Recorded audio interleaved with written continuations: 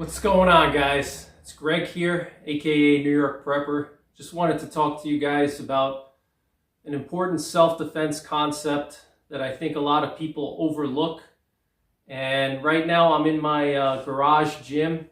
I set this up after COVID.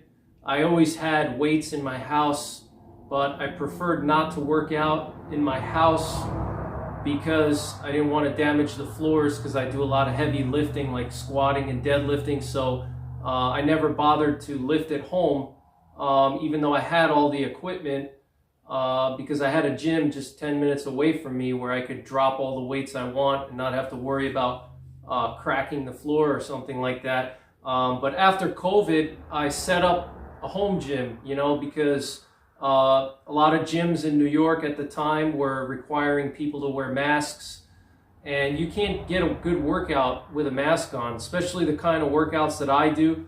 For those of you guys who don't know, I'm a former competitive power lifter. In my early 20s and late teens, I competed heavily in powerlifting and strongman. My best lifts ever in competition was a 765-pound deadlift at a 242-pound body weight, so that's over 3 times my body weight. And that was an American record in the AAPF Powerlifting Federation. I also had a New York State deadlift record in the USAPL Federation. I deadlifted 645 pounds at 19 years old at a body weight of 232. Right now I'm about 255. So the purpose of this video, what I wanted to talk about was an overlooked self-defense concept. And, since we're in my gym here and I'm talking to you guys about lifting, you can take a guess what that is. So what that is strength and size, okay? A lot of people, they overlook the importance of size and strength when it comes to self-defense, okay? Now, I'm not the biggest now that I was when I was younger. I'm not that old to begin with, but I'm about 255 right now. When I was competing in powerlifting, I was 305 pounds. I could squat over 700 pounds on any given day easily. I could deadlift 700 pounds for a few reps. I was bench pressing 315 for over 20 reps. So I can tell you guys that when I was 305 pounds and I was bench pressing almost 500 pounds and deadlifting and squatting over 700, I can tell you that nobody thought about picking a fight with me, okay? Nobody. And another thing too is that I was a bouncer for much of my adult life. I started bouncing when I was 18 years old. I did it as a part-time job while I was in college. And then I continued with it up until a couple of years ago. So I was bouncing on and off for 15 years, okay? And during that 15 years, I saw a lot of confrontations. Being a bouncer, you have to get involved in confrontations. You have to break up fights. You have to throw people out. You have to use physical force to remove people from a bar, which is not an easy thing to do when somebody's drunk and when somebody is hyped up on drugs like cocaine or methamphetamines or whatever. And also when ego is involved too. Throwing a guy out in front of his girlfriend is not an easy thing to do. But I worked at some pretty dangerous establishments. I worked in some inner city nightclubs where there was a lot of gang activity, and I could spend hours just sharing all my stories, and that's not the purpose of this video. I want to keep this video as short as I possibly can, but I have had knives pulled out on me. I've seen probably hundreds of fights right in front of me. Okay, I've seen people fighting like hundreds of times. I've had to use physical force probably hundreds of times. All within the law, obviously. Now, there's a lot of things I can't share on YouTube. A lot of things that I would love to share with you guys. A lot of war stories from my bouncing days that I cannot share on YouTube. simply for legal reasons. But I will tell you that I have used legal force as a security guard in some pretty bad nightclubs, probably hundreds of times. And the one thing that I quickly learned being a bouncer is that size and strength matter, okay? Now, these days, a lot of these self-defense schools and hand-to-hand combat schools, they're going to teach you that you don't need to be big, you don't need to be strong, you just need to move fast and you need to have good cardio. And as long as you can get a good choke on someone and a good arm bar, you're going to take that person out of the fight. Well, that's not necessarily the case, okay? And again, guys, I've seen a lot of altercations, okay? I've been involved in a lot of altercations. I've had to physically separate people that were fighting. I've had to physically defend myself. I've had people try to punch me, cheap shot me. I've had people grab me and put my arms behind my back and try to knock me out. I've had people pull knives on me. I've had a lot of things happen. I've seen a lot of things, and I can tell you that my size and strength helped me tremendously, okay? I will be the first to admit that I am not a martial arts master, okay? I actually didn't start studying martial arts until later on in my bouncing career, okay? When I first started bouncing, I was strictly focused on strength and size. I was powerlifting, I was doing strongman, and I figured that the stronger I was and the bigger I was, that's all I really needed. And it actually worked for me, okay? It worked a lot because when you have the physical strength to grab somebody and control them, I don't care what martial arts moves they know, short of, poking your eyes or something like that, going after a soft spot. The physical strength makes a huge difference, okay? It really does. And you're not going to hear a lot of people on YouTube saying that, and I'm here to tell you that size and strength does matter, okay, in a fight, in a self-defense situation. And if you're a prepper, if you're a concerned citizen, if you're a single mom, if you work in an area that's dangerous, my advice to you guys is make yourself as physically strong and as big as you possibly can without sacrificing too much cardio and too much endurance. Now, when I was younger and I was competing in powerlifting and strongman, I didn't really care too much about cardio and endurance, So I was just going after the maximum amount of strength and the maximum amount of size, and I bulked up to 305 pounds, but my cardio was lagging, okay? And I noticed it when I had to get involved in a situation that lasted more than a couple of minutes.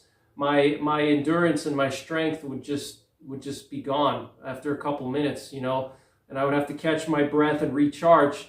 So you don't want to get to that point. You don't want to get to an extreme where you bulk up to an extreme level where you're like 300 pounds or 400 pounds and you can't run and you can't move, you can't do anything, you can't be mobile. You don't want to get to that extreme level, but you do want to bulk up and add as much strength to your body as you possibly can while maintaining a decent level of cardio and endurance, okay? What does that mean? That means you have to do some weightlifting, okay? Don't just go to the gym and only do treadmill or only do jump rope, Mix it in with weights. You have to do both. You have to do cardio and weights, okay? But size and strength are a huge asset.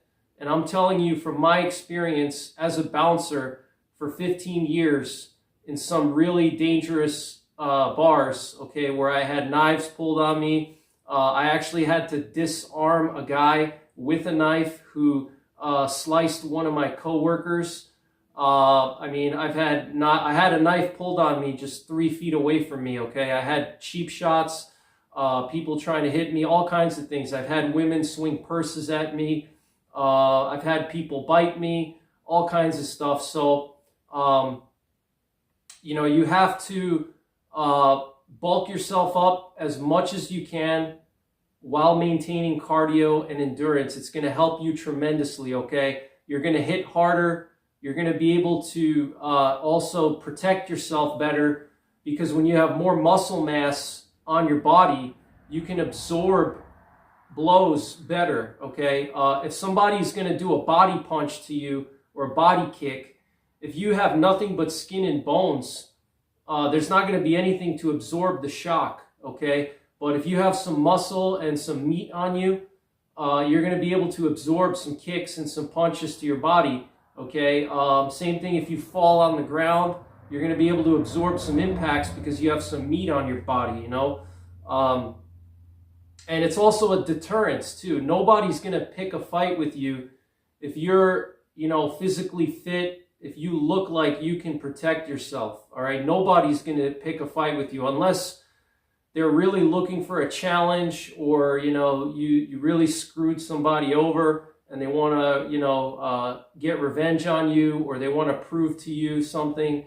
But the average bad guy, they're not going to pick a fight with somebody that looks like they can beat them up, okay? They're going to look for weak and vulnerable people, all right? So don't be weak and vulnerable. Try not to be, you know? Obviously, everybody has physical limitations. You know, not everybody's going to be able to do a powerlifting workout. I understand that. You know, as you get older, you can't lift heavy weights. You can't train as hard as you could when you're younger. I get that, you know. But there's always something that you can do, all right? There's always something that you can do to maximize what you have, okay? And maximize your strength and build up some size, okay? It's going to help you tremendously, I'm telling you guys, okay? So, you know, it's good to learn martial arts, obviously. I'm not saying that you shouldn't learn martial arts. There's a reason why there's weight classes, okay? In boxing, in UFC, in wrestling, there's weight classes for a reason, okay? And the reason why is you can't fight somebody who's 50 pounds heavier than you and expect it to be a fair fight, you know what I mean? Now, obviously, there's always going to be somebody bigger than you, you know? Like, I'm 6'2", 255 pounds. I'm bigger than most people, and I'm stronger than most people, okay? But I know that there are some guys out there that are bigger than me, and I know there's some guys out there that are stronger, you know? There's some guys that are 7 feet tall and 400 pounds, okay? I actually have a friend of mine who's a prison guard in New York, and he's 7 feet tall and he weighs 400 pounds. He's bigger than me, okay? You know, so there's always a limit to what, you know, there's always going to be somebody bigger and stronger, okay? But if you can maximize your size and strength, it's going to help you a lot, okay? It's going to help you a lot. And then later on in my bouncing career, I started to study martial arts when I realized that size and strength is not everything, you know? And so I started studying Filipino martial arts. I started doing some boxing and kickboxing and some Chinese China, which is joint manipulation, and stuff like that. You know, but my recommendation to you guys is study your martial arts, do your boxing, do your jiu-jitsu, do your wrestling, okay? Know all those things, but don't neglect, you know, your raw power and raw strength, okay? Because that makes a huge difference, okay? I've personally seen people get their butt kicked that were very skilled martial artists, very skilled boxers, that got their butts kicked by somebody else who was either bigger and stronger or was just more determined mentally to win the fight, okay? So mindset is another one too, you know? If you're have the right mindset, that goes a long way in a self-defense situation. If you're willing to do whatever it takes to survive, that goes a long way. But size and strength is huge, guys, okay? Take it from me. It makes a huge difference. That's why there's weight classes in UFC and in heavyweight boxing. You don't have heavyweights boxing against, you know, featherweights, okay? So, you know, that's my bit of advice for you guys, okay? And maybe in future videos, I'll share some of my bouncing stories. There's a lot of lessons that I can share with you guys that I learned from being a bouncer for so many years and, you know, having to physically engage people in hand-to-hand combat on a weekly basis without backup, without a gun, without a taser, without handcuffs, without, helicopter support, just my bare hands and maybe a few friends of mine that were my coworkers, and that's it. You can learn a lot about self-defense when you do that kind of a job. The thing is, guys, is when SHTF hits, or when you're in a street fight and you have to defend yourself, chances are you're not going to have anybody to help you, okay? You're not going to have backup. You're not going to have 911. You may not be able to get to your phone. You may not be able to dial 911. Your phone may get crushed or destroyed. If it's SHTF, there's not going to be any, police to come and help you. So you're going to be on your own. Same thing during rule of law in a self-defense situation. You're going to be on your own, okay? So you need every tool at your disposal to deal with violent people, okay? And I'm telling you guys, even, I've been in situations where even the smallest person, when they're on drugs and they're really going crazy, they can be very difficult to deal with, okay? I don't care what martial arts you know. If somebody's raging out on drugs or some other kind of, substance, it's not going to be easy for you to put someone in an arm bar. They're not just going to stick your arm out and say, hey, put me in an arm bar. Nobody's going to let you come behind them and put a rear naked choke on them or a triangle choke. It doesn't work that way, okay? People are going to fight you. They're going to resist you. That's just, human nature. And even people that have no skills, zero skills, can be very dangerous, okay? When they're pushed to a point, when they're in a fight or flight situation, like I've had to deal with people that are in a fight or flight situation, and the human body is capable of some pretty remarkable things when it's a fight or flight situation. And now that could be a good thing, but it's also a bad thing if you're dealing with somebody that's in a fight or flight situation. Their adrenaline is pumping and their whole body is tensed up. They're completely numb to pain. I mean, you can break somebody's arm in a situation like that and they wouldn't even feel it, And if that person has a knife on them, they're going to keep stabbing you, But that's a whole nother topic for a different video. Just wanted to talk to you guys about the importance of size and strength. Build up your strength. Make yourself as strong as you possibly can, as big as you possibly can, without sacrificing too much cardio and too much endurance. It's going to go a long way. It's also going to, believe it or not, make you a better hitter. I know a lot of people say, well, if you put on too much muscle and too much size, it's going to slow you down when you're throwing punches. You're going to be more sluggish. Well, I disagree with that strongly, okay? Look at George Foreman, okay? George Foreman was 250 pounds, and nobody wanted to get hit by George Foreman, okay? If any of you guys out there know anything about fighting and striking, you know that all your power is generated from your hips when you torque your hips, okay? And the more mass that you have, the heavier you are, the more force you can generate, okay? Because you're torquing your hips and you're throwing your weight behind your punch, okay? It's like a sledgehammer. What do you think hits harder? A 3-pound sledgehammer or an 8-pound sledgehammer, okay? If you guys ever had to split wood with a sledgehammer and a wedge, okay, I know that a 12-pound sledgehammer works much better than a 6-pound sledgehammer, even though the 6-pound sledgehammer is easier to swing and it doesn't tire you out, but you have to swing it more, okay? Versus a 12-pound sledgehammer, you hit that wedge once or twice and that piece of wood is split in half, okay? Versus 6-pound sledge, you got to hit it, 5 or 10 times, Same thing with striking, okay? The more mass you have, the more force you can generate behind your strikes, okay?